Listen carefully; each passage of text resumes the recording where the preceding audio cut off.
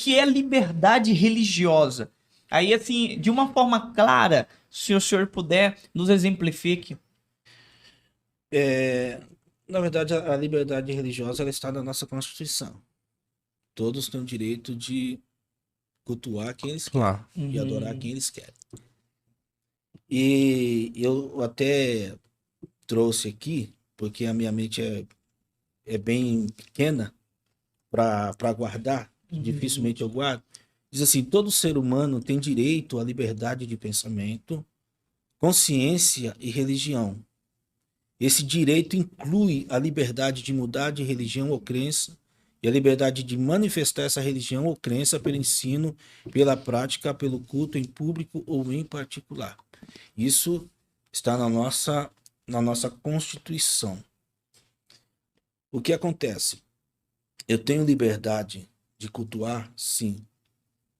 O que eu não posso é misturar a liberdade de culto com a libertinagem. Uau, forte. E hoje o nosso problema, o problema de alguns, e a nossa preocupação é liberdade virar libertinagem. Virando libertinagem, aí nós precisamos bater forte.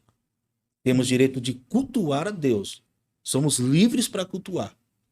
Mas fazer do culto, de um momento de adoração a Deus, para manifestar o que nós achamos que deve ser manifestado, aí nós precisamos tomar cuidado e bater forte. Porque aquele que vem vai cobrar caro. Forte. Ô, pastor, nesse mesmo tema, nesse mesmo assunto que o senhor está falando, a gente tem que diferenciar liberdade com libertinagem.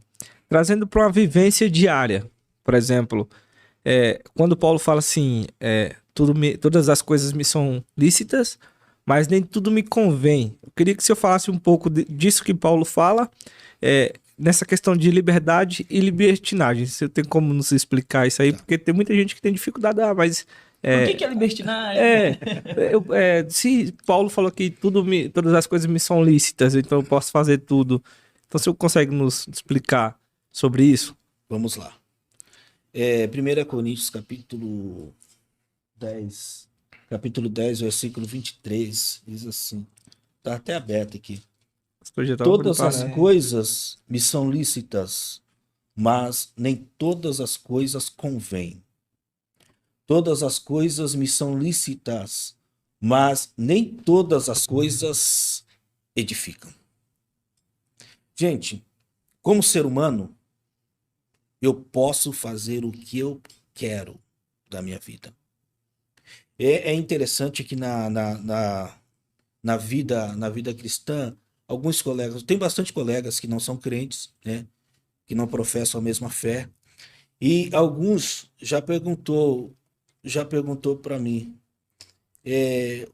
como você foi, desde criança você é crente?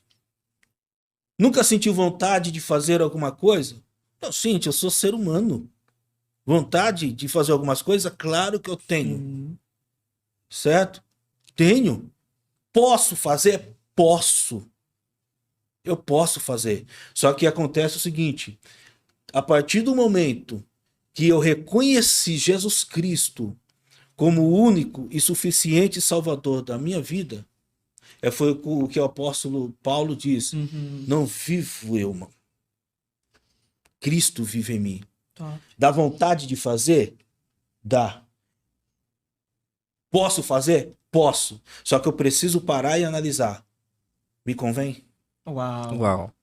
Isso lá na frente vai ser bom para mim? Vai me edificar? É essa a questão. Então, abrir mão daquilo que nos prejudica lá na frente. Porque o sábio Salomão, ele disse que há caminhos que para o homem parece perfeito ou direito, mas o fim deles é caminho de morte. Então eu preciso entender, olhar, eu posso fazer, posso, mas isso aí está me cheirando morte. Então eu não vou fazer. Eu acho que é a grande dificuldade e dúvidas. E também traz muito naquela questão de pastorear.